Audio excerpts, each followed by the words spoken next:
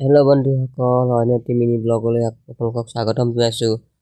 আপোনালোকে গম পায়নে, যোৰহাটত এনে এটা ধুনীয়া যোৰহাট বৰপেটা চেণ্ট্ৰেল জেল নিচেই সমীপত লাগি থকা পুৰণি ঐতিহাসিক শ্বহীদ কুশল কোঁৱৰদেৱক ফাঁচি দিয়া হৈছিল। তাৰ সেই ফাঁচি দিয়া স্থানটো এই উদ্যানখনৰ যোগেদি আপোনালোকে আহিলে দেখিবলৈ পাব।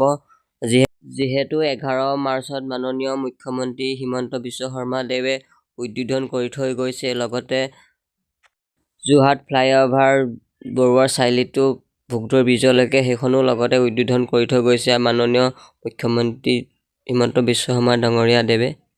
যিহেতু এই উদ্যানখন হিমন্ত বিশ্ব শৰ্মা ডাঙৰীয়া দেৱে ইমান ধুনীয়া, ইমান ডাঙৰ বা বিশাল ধুনীয়া ঠাই দেখি বহুত উৎফুল্লিত আমি সকলো যোৰহাটবাসী ৰাইজ।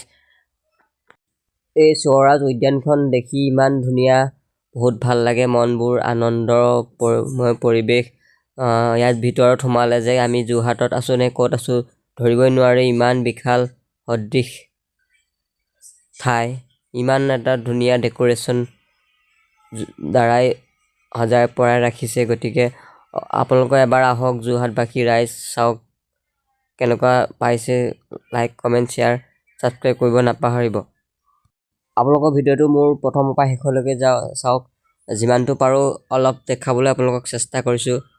সকলো সম্ভৱ নহয় যে গোটেইটো দেখাব পাৰোঁ, নিজে চকুৰে দেখাৰ নিচিনা নহয়। তথাপিও অলপ মোৰ এই ভিডিঅ'টোৰ জৰিয়তে আপোনালোকক দেখাবলৈ চেষ্টা কৰিছোঁ।